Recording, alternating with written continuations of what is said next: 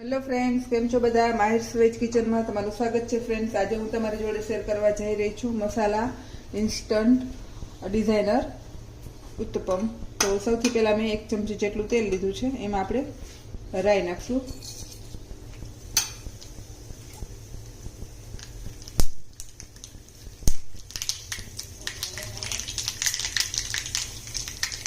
રાઈ ફૂટે એટલે આપણે લીમડો એડ કરી દઈશું.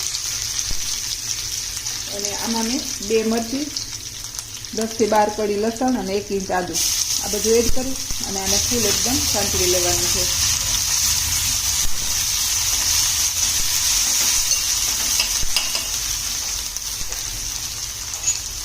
જ્યાં સુધી એનો કલર છે એ ચેન્જ થાય ત્યાં સુધી આપણે એને સાંતળવાનું છે, જેથી કરીને લસણની કચાશ વહી જશે અને આનો ટેસ્ટ છે એકદમ મસાલામાં સરસ આવશે.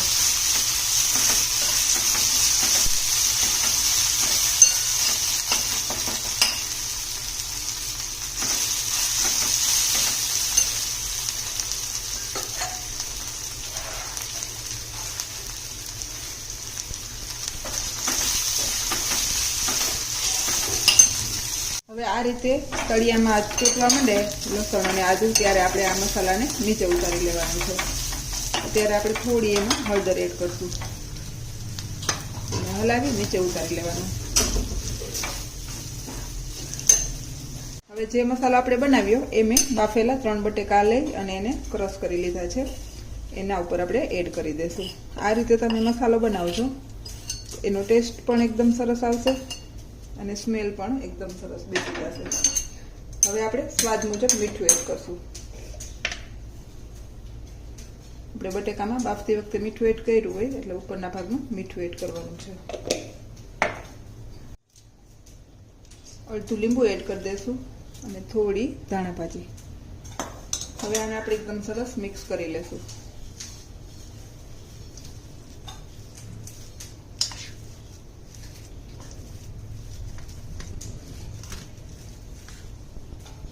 હવે આના આપણે નાના નાના એવા બોલ્સ બનાવી લેવાના છે. આ રીતે બોલ્સ બનાવી અને બધા બોલ્સને આવી રીતેથી રેડી કરી લેવાના છે.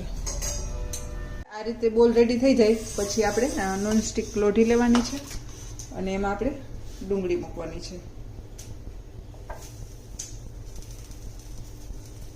આ રીતે તમે એક યારે 3 પણ કરી શકશો.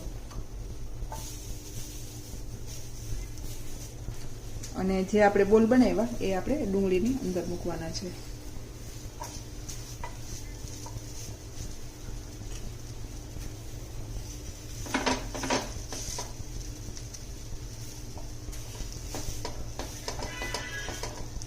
અને પછી એને ફરતે આપણે ધાણા ભાજી મૂકવાની છે.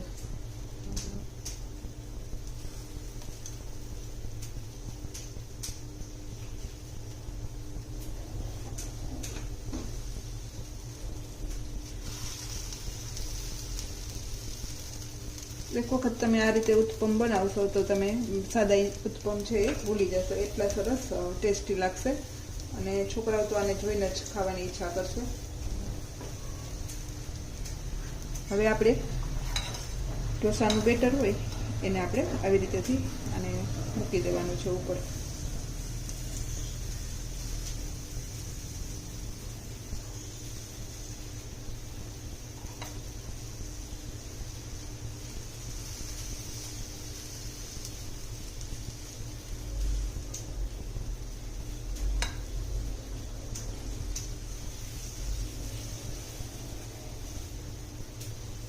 અને હવે આપણે એકદમ એને ધીમા ગેસ પર થવા દેવાનું છે.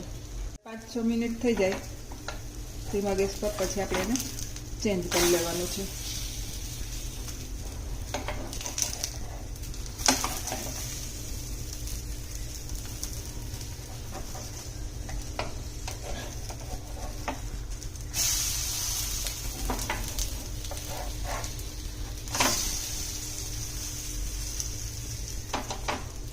અને વળી પાછું આપણે એને શેકી લેશું.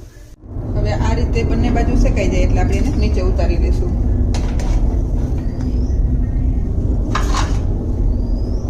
નીચે ઉતારી અને એના ઉપર આપણે લાલ મરચું પાવડર થોડું થોડું એડ કરી દઈશું. જેથી કરીને એનો લુક છે એકદમ સરસ.